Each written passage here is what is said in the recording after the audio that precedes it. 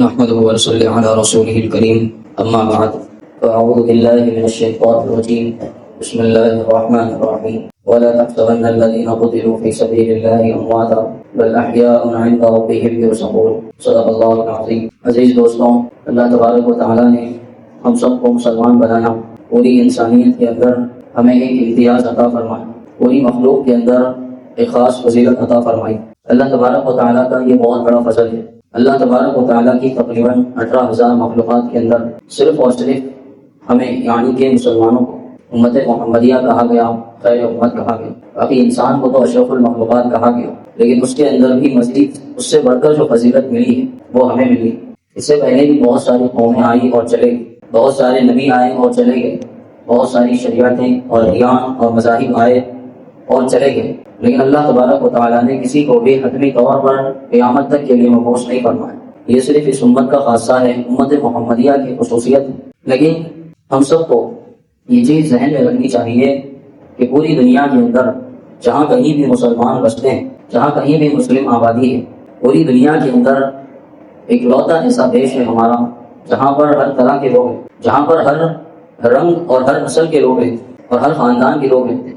یہ دیش ہمارا ملک ہندوستان ہے۔ اس کا نام جو ہے سو ہندوستان اس اعتبار سے ہے کہ یہاں پر جو رہنے والے لوگ ہیں وہ ہندو کہلاتے ہیں، لیکن بعض علماء اکرام کی زبان سے ہم نے یہ سنا ہے کہ اس کا اصل نام ہندیستان ہے، یعنی کہ اس ملک کے اندر رہنے والا ہندی کہلاتا ہے۔ جیسے عرب قوموں کے اندر، عرب ممالک کے اندر رہنے والا عربی کہلاتا ہے، مصر کے اندر رہنے والا مصری کہلاتا ہے، ایسے ہی ہند اور ہندوستان کے اندر رہنے والا ہندی کہلاتا ہے، اور استان کے معنی ہے جگہ۔ تو بہرحال جس دیش کے اندر ہم سانس لے رہے ہیں، اس دیش کو سب سے پہلے مسلمانوں نے آزاد کروایا تھا۔ آج کا جو موضوع ہے، کیوں؟ اس لیے کہ کل 15 اگست۔ سب سے پہلی چیز تو ہم کو یہ سوچنی چاہیے کہ ہندوستان جس دیش کے اندر ہم اتنے سالوں سے رہ رہے ہیں، جس دیش کے اندر ہمارے آبا و اجداد آئے اور چلے گئے، اس کے بعد ہم آئے اور ہمارے بعد ہماری نسلیں آئیں گی، اس دیش کی تاریخ کیا ہے اور اس دیش کے اندر ہم جو رہ رہے ہیں اس میں ہمارا کردار کیا ہے۔ آج کل جو تاریخیں پڑھائی جاتی ہیں یا جو واٹس ایپ یونیورسٹی کے ذریعے یا فیس بک ٹویٹر کے ذریعے ہمارے نالج میں جو چیزیں آتی ہیں، اس کے اندر کہیں بھی دور دور تک مسلمانوں کی تاریخ پڑھنے میں نہیں آتی، کہیں بھی دور دور تک مسلمانوں کی تاریخ اور حقیقت نظر نہیں آتی۔ اس وطن سے محبت کی خاطر مسلمانوں نے کیا کردار ادا کیا، مسلمانوں نے کیسی کیسی قربانیاں دی، مسلمانوں نے اپنے آپ کو نشاور کر دیا، اپنے پورے خاندانوں کو برباد کرنے پر راضی ہو، اپنی پوری نسلوں کی موت پر راضی ہو۔ کیا کردار تھا، کیا بھومکا نبھائی مسلمانوں نے۔ سب سے پہلے یہ جانیں کہ ہندوستان جو ہے تو اس سے پہلے پاکستان بنا ہوا نہیں،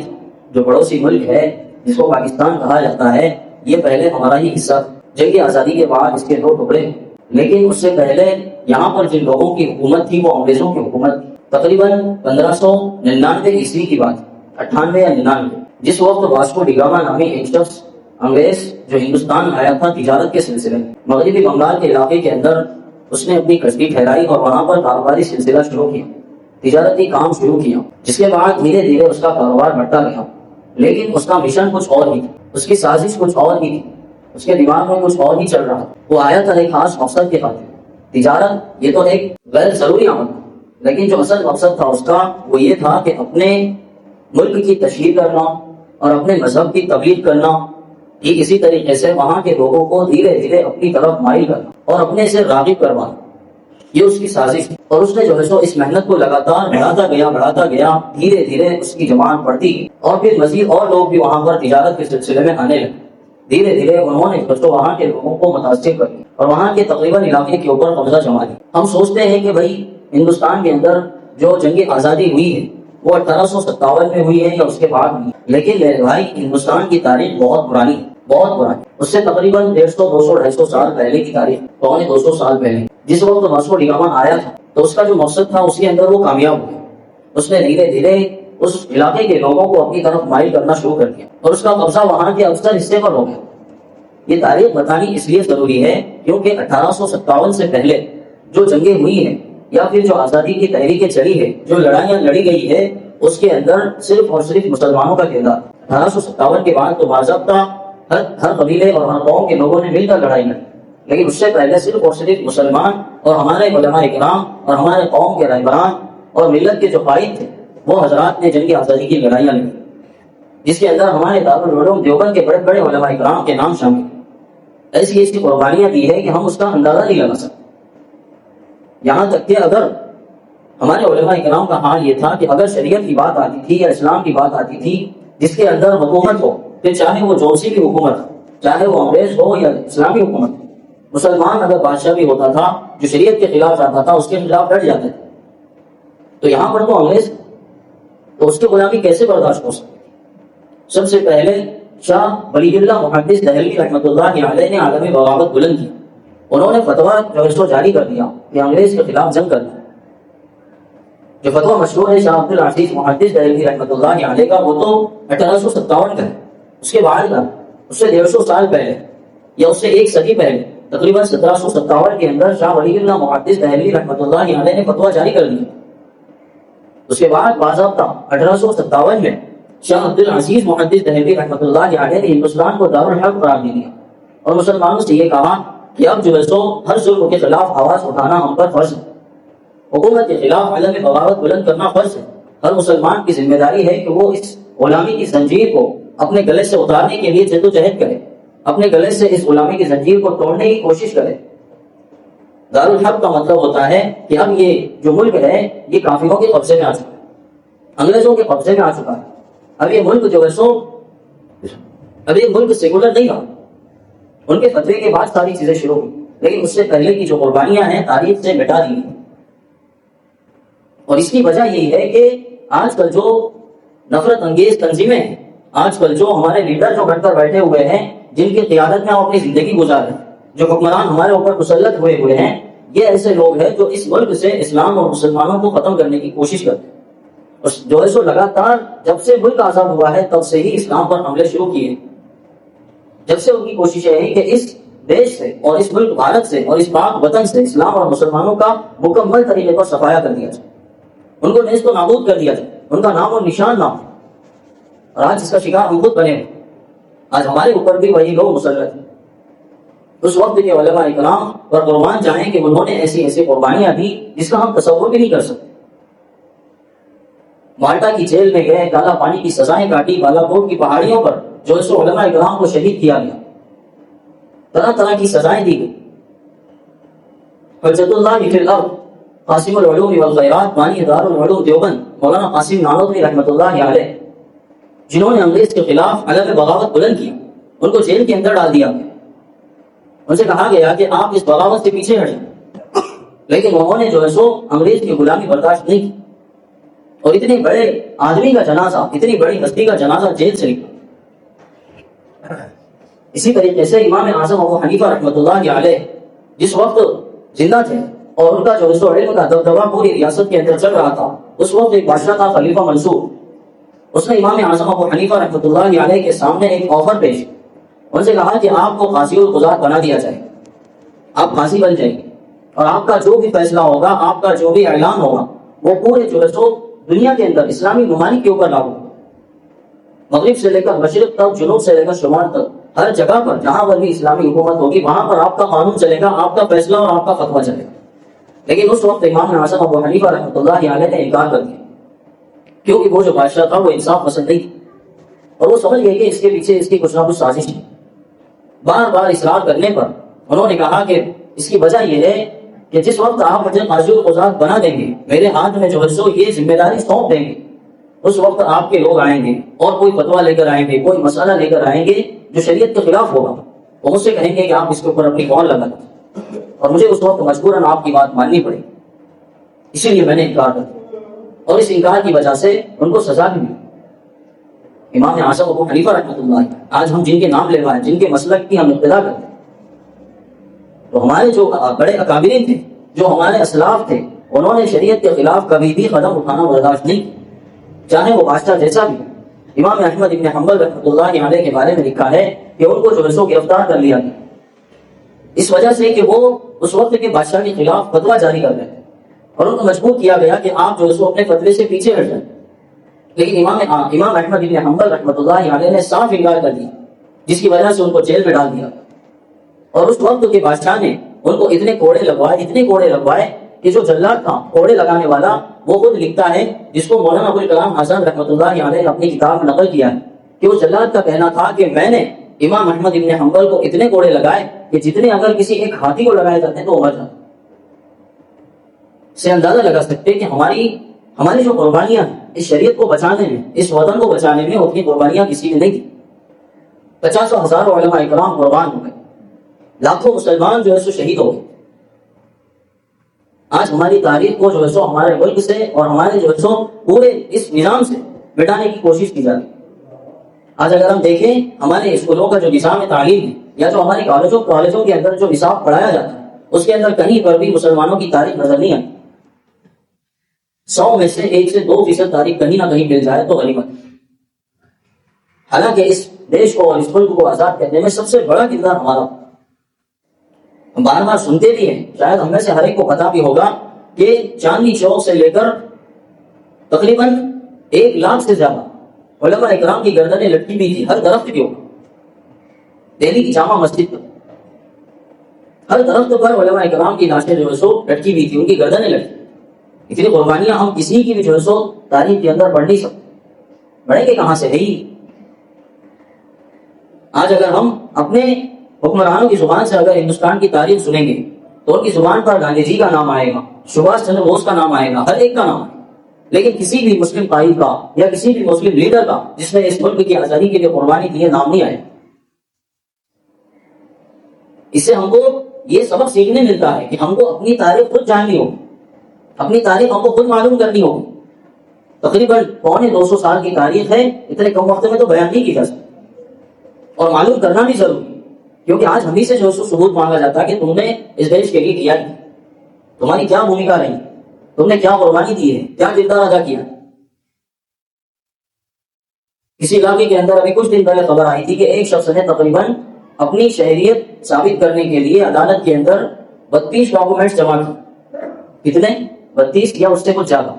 ڈاکومنٹ جمع کیے، تو عدالت نے اس ڈاکومنٹ کی بنیاد پر بھی اس کی شہریت کو ثابت کرنے سے انکار کر دیا۔ کیوں؟ گناہ صرف اتنا تھا، جرم صرف اتنا تھا کہ وہ شخص مسلمان تھا۔ آج ہم کو ہماری تاریخ کا پتہ نہیں ہے، آج ہم اپنے دیش کی حفاظت کے لیے، اپنے وطن کی حفاظت کے لیے ہم ایک قدم بھی آگے بڑھانے کے لیے تیار نہیں۔ اس وقت کے علماء اکرام کا عالم یہ تھا کہ وہ فتویٰ دے دیتے کہ اب جنگ فرض ہو چکی ہے، تو ایک مسلمان بھی ایسا نہیں رہتا تھا جو بستر پر لیٹا ہوا ہو یا بیٹھا ہوا ہو اٹھ کر نہ چلا جائے۔ ہر چیز کو پس پشت ڈال کر اس ملک کی آزادی کے لیے فکر تھی، تڑپ تھی، اڑن تھی، اور ان کا یہ ماننا تھا کہ اگر یہ ملک ابھی سے غلام بن گیا تو آگے چل کے اسلام کی حفاظت کرنا مشکل ہو جائے گی، ہمارے مسلمانوں کے ایمان کی حفاظت کرنا مشکل ہو جائے گی۔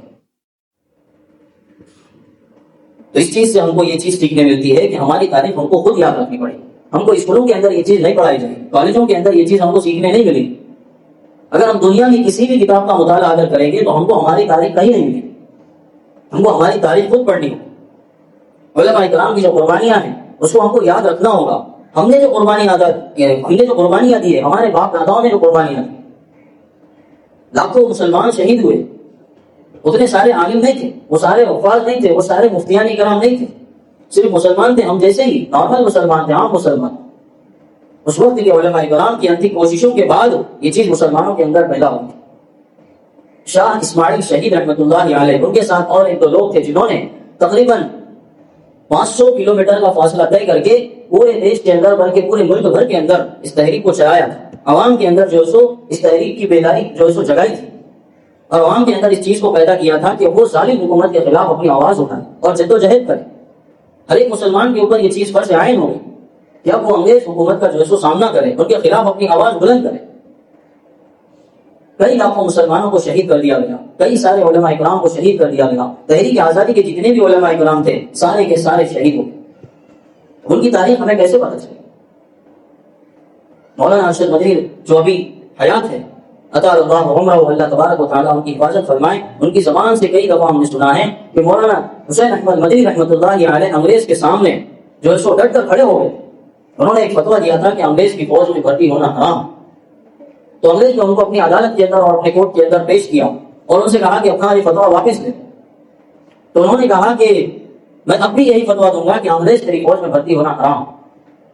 تو انگریز جج نے کہا تھا کہ تمہیں پتہ ہے اس کی سزا کیا ہے؟ تو حضرت مولانا حسین احمد مدنی رحمۃ اللہ علیہ نے ایک سفید کپڑا لہرایا اور کہا کہ اے انگریز چل، مجھے پتا ہے کہ اس کی سزا کیا ہے، حسین احمد دیوبند سے اپنا کفن کا کپڑا ساتھ لے گیا۔ ایسے لوگ مولانا محمود حسن دیوبندی رحمۃ اللہ علیہ، مولانا حسین احمد مدنی رحمۃ اللہ علیہ، قاسم نانوتوی رحمۃ اللہ علیہ، مولانا رشید احمد گنگوئی رحمۃ اللہ علیہ، یہ سارے وہ حضرات ہیں جنہوں نے اس ملک کی آزادی میں وہ کردار نبھایا تھا، قیادت کا کردار نبھایا تھا، جن کی قیادت کے اندر لاکھوں مسلمانوں نے جام شہادت نوش کی، جن کی قیادت کے اندر اس ملک کو آزادی ملی۔ 1857 کے بعد باضابطہ طریقے سے اس تحریک کو اور پھیلایا گیا تاکہ جو دوسری قومیں اس ملک میں بسنے والی ہے، چاہے وہ ہندو ہو، سکھ ہو، عیسائی ہو، ان کو بھی ساتھ لے کر انگریز کے خلاف جو ہے سو جنگ کرنے پر مجبور کیا جائے، ان کے اندر بھی اس تحریک کو بیدار کیا جائے۔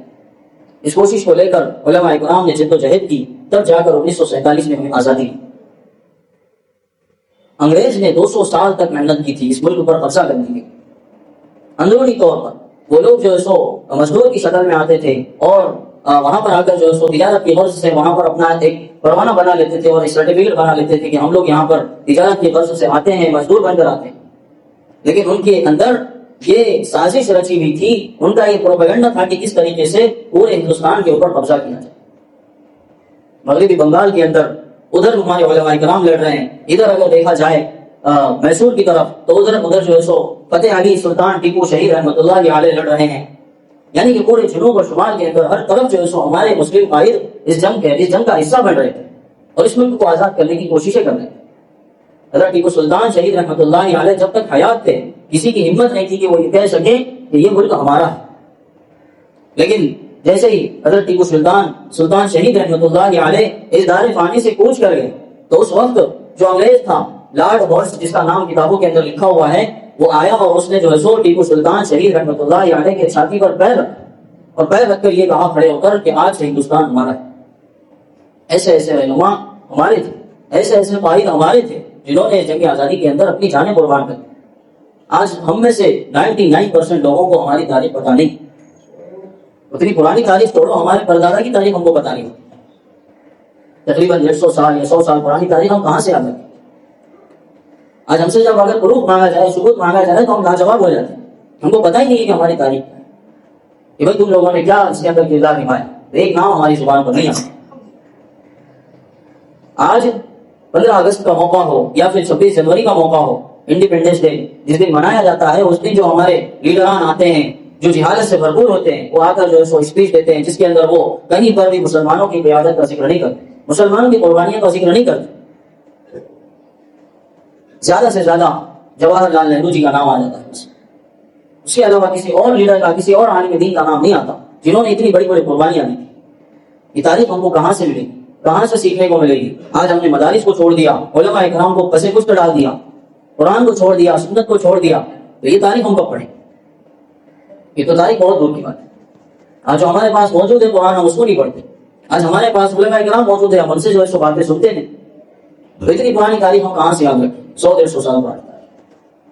جو شاید ہی کسی کتاب کے اندر لکھی ہوئی ہوگی، جو کسی کونے میں پڑھی گئی۔ اس ملک کو آزاد کرنے میں سب سے بڑا کردار ہمارا تھا۔ اس چیز کو یاد رکھنا ضروری ہے، کیونکہ کل جو ہے سو 15 اگست ہے، کل ہم جو ہے سو ترنگا لہرائیں گے، اس کو کیا کہتے ہیں سلامی دیں گے، وہاں پر جو ہے سو قومی ترانہ گایا جائے گا، لیکن اتنے جو ہے سو ہزاروں کے مجمع کے اندر کسی سے بھی اگر پوچھا جائے کہ ملک کی آزادی کے اوپر جو مسلمانوں کا کردار تھا اس کے اوپر آپ 5 منٹ بولیے تو کوئی نہیں بول سکتا۔ جو ہمارے رہنما ہوتے ہیں، جو ہمارے لیڈر ہوتے ہیں،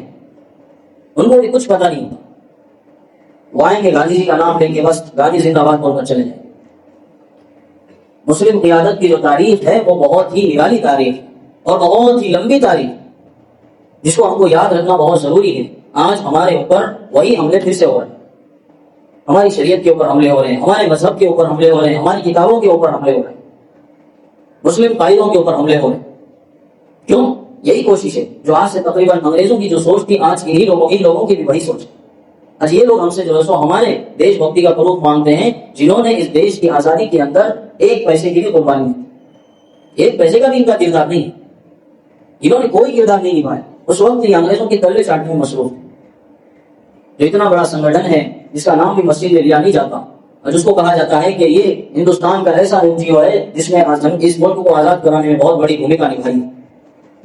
آج اگر ہم واٹس ایپ یونیورسٹی کے اسٹوڈنٹ بن چکے ہیں تو یہی چیز ہمارے علم میں آنے والی ہے، اور یہی چیز ہم کو پتہ لگنے والی ہے کہ ملک کو کس نے آزاد کیا۔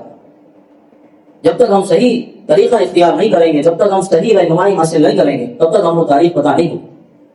اس لیے فخر سے کہنا چاہیے کہ ہم ہندوستانی ہیں، ہم نے اس ملک کو آزاد کرنے میں جو ہے سو بہت بڑی قربانی دی، ہمارا بہت بڑا کردار ہے،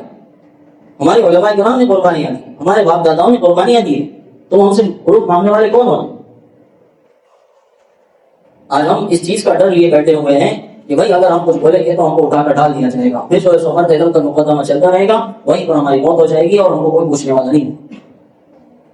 ہمارے علماء کرام نے بھی اگر یہ سوچا ہوتا، ہمارے باپ داداؤں نے بھی اگر یہ سوچا ہوتا تو آج ہم آزادی کی گیت نہیں گاتے۔ ان لوگوں نے کسی چیز کی پرواہ نہیں کی، ہزاروں کلومیٹر تک جو ہے سو سفر کرتے رہے صرف اس تحریک کو چلانے کے لیے کہ کس طریقے سے انگریزوں سے اس دیش کو جو ہے سو چھڑایا جائے، ان کے چنگل سے نکالا جائے۔ میرے بھائی، یہ ہماری تاریخ ہے، مسلمانوں کی تاریخ ہے، علماء کرام کی تاریخ۔ علماء کرام نے جو قربانیاں دی ہے وہ کسی ایک عام مسلمان نے بھی نہیں دی،